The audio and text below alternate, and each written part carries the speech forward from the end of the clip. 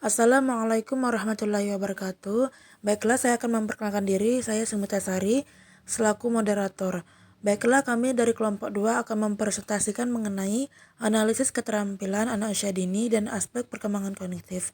Selanjutnya akan dijelaskan oleh saudari kita, yaitu saudari Maharani. Kepadanya kami persilakan. Baiklah, saya akan melanjutkan penjelasan materi yaitu tentang 1. Pengertian pendidikan anak usia dini. Menurut Undang-Undang Nomor 20 Tahun 2003 tentang Sistem Pendidikan Nasional, Pasal 1 Angka 14, menyatakan bahwa pendidikan anak usia dini adalah suatu upaya pembinaan yang ditujukan kepada anak sejak lahir sampai dengan usia 6 tahun, yang dilakukan melalui pemberian rangsangan pendidikan untuk membantu pertumbuhan dan perkembangan jasmani dan rohani anak agar memiliki kesiapan dalam memasuki pendidikan lebih lanjut. Yang kedua, pengertian perkembangan kognitif. Kognitif berasal dari kata cognition, persamaannya yaitu knowing yang berarti mengetahui. Kemampuan kognitif adalah suatu proses berpikir, yaitu kemampuan individu untuk menghubungkan, menilai, dan mempertimbangkan suatu kejadian atau peristiwa. Yang ketiga, yaitu pengertian perkembangan kognitif pada anak usia dini.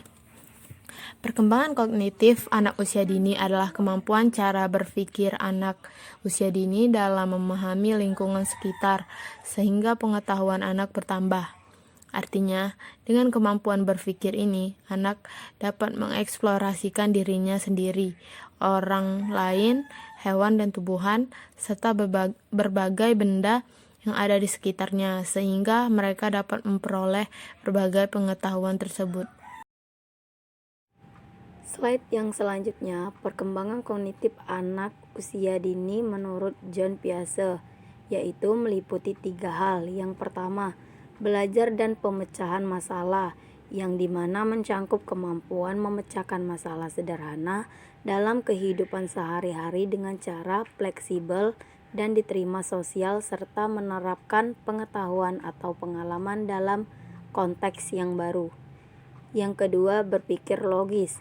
Di sini dimana mencangkup berbagai perbedaan, klasifikasi, pola, berinisiatif, berencana, dan mengenal sebab akibat.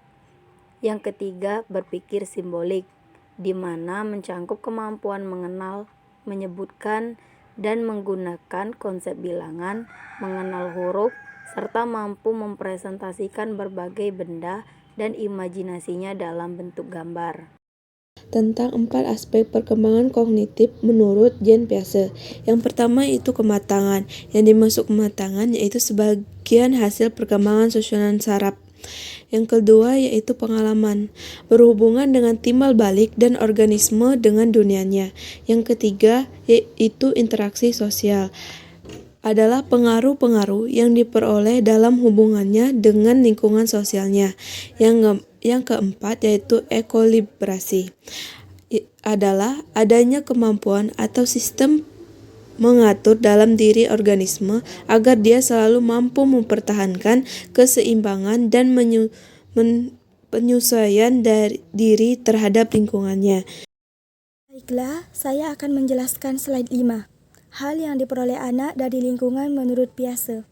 Pertama, skema. Skema berupa pengetahuan yang membantu dalam memahami dunia, yang digunakan anak untuk mengadaptasi dirinya dengan lingkungannya. Yang kedua, asimilasi. Merupakan proses bertambahnya informasi baru ke dalam skema yang telah ada. Yang ketiga, akomodasi. Merupakan penyesuaian skema yang sudah ada dengan informasi-informasi baru. Yang keempat, organisasi. Merupakan pengelompokan perilaku dan pemikiran yang terpisah satu sama lain ke dalam satu sistem dan tingkatan yang lebih tinggi. Yang kelima, ekuilibrasi. Ekuilibrasi yaitu adanya kecocokan antara skema yang ada di dalam diri dengan kondisi di lingkungannya. Selanjutnya yang akan dijelaskan oleh teman saya. Kepadanya dipersilakan. Tahapan perkembangan kognitif menurut Jean Piaget. Piaget membagi tahapan perkembangan kognitif menjadi 4 tahapan, yaitu 1. Tahapan sensori motor. Tahap ini berlangsung sejak kelahiran sampai sekitar usia 2 tahun. Pada tahap ini, anak memperoleh informasi atau memahami dunia melalui fungsi panca inderanya atau dengan mengkoordinasikan pengalaman-pengalaman sensoris seperti melihat dan mendengar, serta gerakan motor atau otot seperti menggapai dan menyentuh. Dengan cara inilah, anak mengeksplorasi dunia sekitarnya, yang selanjutnya, sedikit demi sedikit, anak mengembangkan kemampuannya untuk membedakan dirinya dengan benda-benda lain. Yang kedua ialah tahap praoperasional.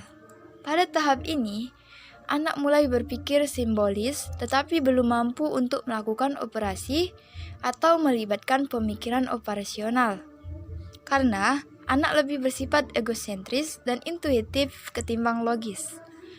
Tahap praoperasional sendiri memiliki 2 subtahap, yaitu yang pertama ialah fungsi simbolis, yang mana pada tahapan ini terjadi pada usia 2-4 tahun, di mana anak secara mental mulai bisa mempresentasikan objek yang tak hadir. Contohnya terjadi ketika anak mulai mencoret-coret gambar orang, rumah, mobil, awan, dan benda-benda lainnya. Dan yang kedua ialah pemikiran intuitif yang terjadi pada usia 4-6 atau 7 tahun, di mana anak mulai menggunakan penalaran primitif dan mulai memiliki rasa keingintahuan yang tinggi. Tahap operasional konkret. Tahap operasional konkret merupakan tahapan ketiga dari 4 tahapan yang ada. Pada tahapan ini, perkembangan kognitif anak sudah mulai berkembang dengan baik, namun dalam proses pembelajarannya, anak masih membutuhkan benda-benda konkret sebagai bantuan. Tahapan ini muncul antara usia 6-12 tahun dan mempunyai ciri berupa logika yang memadai. Proses-proses penting selama tahapan ini antara lain, yakni sebagai berikut.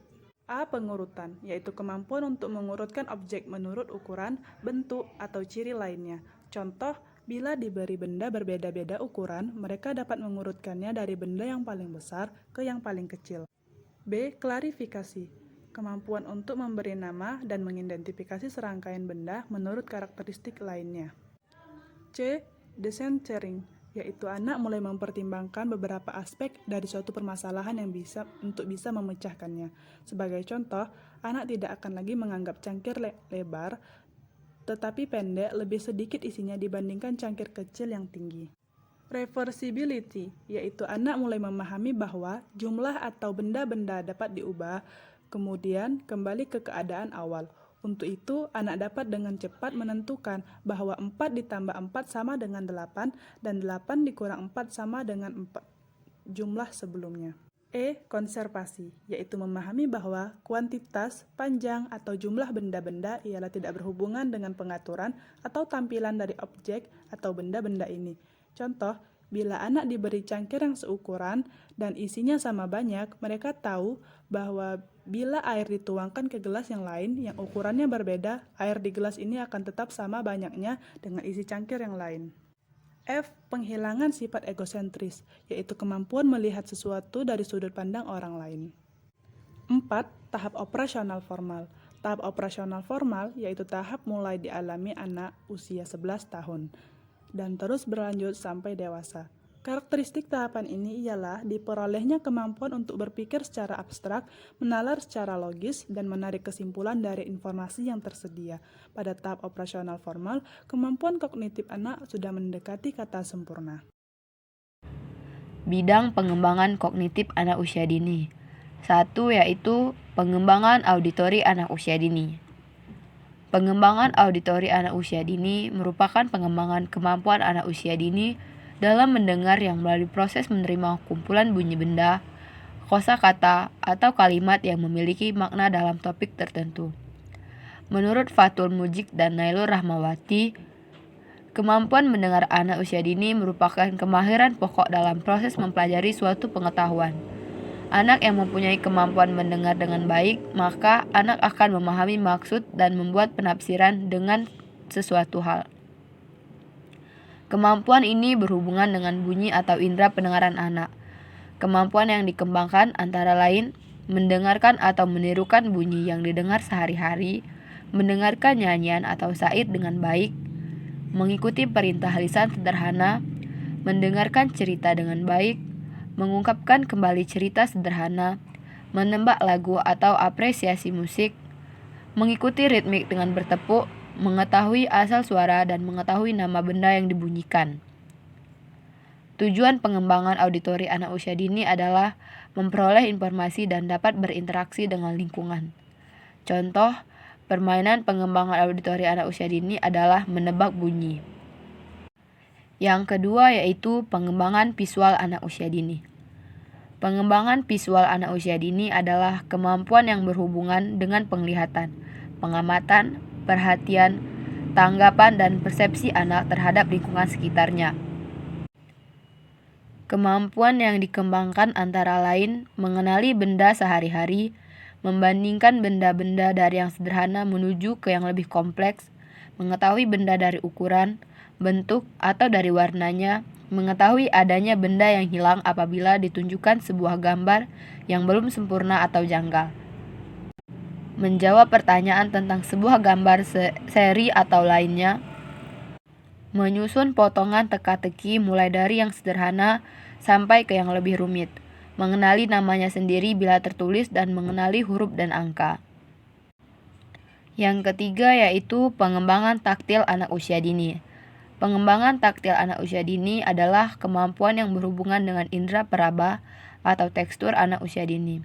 Kemampuan yang dikembangkan antara lain mengembangkan kesadaran akan indera sentuhan, mengembangkan kesadaran akan berbagai tekstur, mengembangkan kosakata atau mengembangkan berbagai tekstur seperti tebal, tipis, halus, kasar, panas, dingin, dan tekstur kontras lainnya. Bermain di bak pasir, bermain air, bermain dengan plastisin, menebak dengan meraba tubuh teman, meraba dengan kertas amplas, meremas koran, dan meraup biji-bijian. Selanjutnya pengembangan kinestetik anak usia dini. Dimaksud dari pengembangan kinestetik anak usia dini ini adalah kemampuan yang berhubungan dengan kelancaran gerak tangan atau keterampilan atau motorik halus anak usia dini yang mempengaruhi perkembangan kognitif. Adapun tujuannya yaitu mengkoordinasikan keseimbangan, kekuatan, dan kelunturan otot tubuh. Selanjutnya itu pengembangan aritmatika anak usia dini. Jadi terdapat 4 kegiatan atau yang harus diperhatikan oleh orang tua sebelum mengajarkan matematika pada anak usia dini, yaitu matematika itu bukan hanya sekedar berhitung angka-angka. Matematika adalah bagian dari kehidupan sehari-hari, dan untuk membuat anak usia dini cinta matematika, orang tua tidak boleh takut pada matematika. Yang terakhir, belajar tidak harus dipisahkan dari bermain. Selanjutnya itu pengembangan geometri anak usia dini. Adapun kegiatan yang dilakukan antara lain mengukur benda dengan sederhana, memilih benda menurut warna, bentuk, dan ukuran, menyebut, menunjukkan, dan mengelompokkan lingkaran, segitiga, dan segi empat. Adapun pengembangan sains permulaan anak usia dini, yang dimaksud adalah kemampuan yang berhubungan dengan berbagai percobaan atau demonstrasi sebagai satu pendekatan secara saintifik atau logis. Adapun hakikat pengembangan sains ini, kegiatan belajar sambil bermain yang menyenangkan dan menarik melalui pengamatan, penyelidikan, dan percobaan untuk mencari tahu tentang segala sesuatu yang ada di sekitarnya. Faktor yang mempengaruhi perkembangan kognitif. Pertama, yaitu faktor hereditas atau keturunan. Menurut Schopenhauer, manusia sudah membawa potensi-potensi tertentu yang tidak dapat dipengaruhi oleh lingkungan, melainkan sudah menjadi warisan atau faktor keturunan yang ditentukan sejak ia dilahirkan.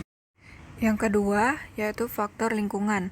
Menurut John Locke, manusia diibaratkan seperti kertas putih yang belum ada tulisan atau noda sedikit pun. Perkembangan manusia ditentukan oleh lingkungannya. Yang ketiga, yaitu faktor kematangan. Setiap organ dapat dikatakan matang jika telah mencapai kesanggupan menjalani fungsinya masing-masing. Kematangan berhubungan erat dengan usia. Yang keempat, yaitu faktor pembentukan. Pembentukan ialah segala keadaan di luar diri seseorang yang mempengaruhi inteligensi. Yang kelima, yaitu faktor minat dan bakat. Bakat yaitu potensi bawaan yang dimiliki oleh seseorang. Jika ia memiliki bakat tertentu, maka akan lebih mudah dan cepat dalam mempelajarinya. Yang keenam yaitu faktor kebebasan, yaitu keleluasaan untuk berpikir divergen atau menyebar, yang berarti bebas dalam memilih metode tertentu dalam memecahkan masalah. Yang terakhir adalah kesimpulan. Dari materi yang telah dijelaskan, dapat diambil kesimpulan bahwa perkembangan kognitif anak usia dini adalah kemampuan cara berpikir anak usia dini itu sendiri dalam memahami lingkungan sekitar, sehingga pengetahuan anak pun bertambah. Artinya, dengan kemampuan berpikir ini, anak dapat mengeksplorasikan dirinya sendiri, orang lain, hewan dan tumbuhan, serta berbagai benda yang ada di sekitarnya. Maka dengan hal ini, anak dapat memperoleh berbagai pengetahuan, di mana menurut Piaget, perkembangan kognitif anak usia dini meliputi 1.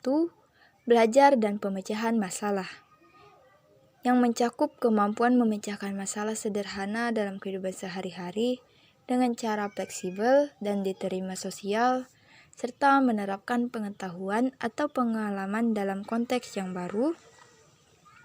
Yang kedua, berpikir logis, mencakup berbagai perbedaan, klasifikasi, pola, berinisiatif, berencana, dan mengenal sebab akibat.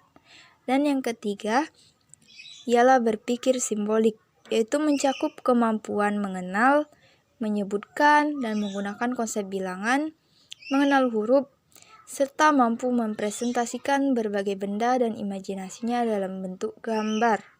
Kemudian yang paling terpenting adalah agar pencapaian perkembangan anak dapat optimal, keterlibatan orang tua dan akses layanan PAUD yang bermutu sangatlah dibutuhkan.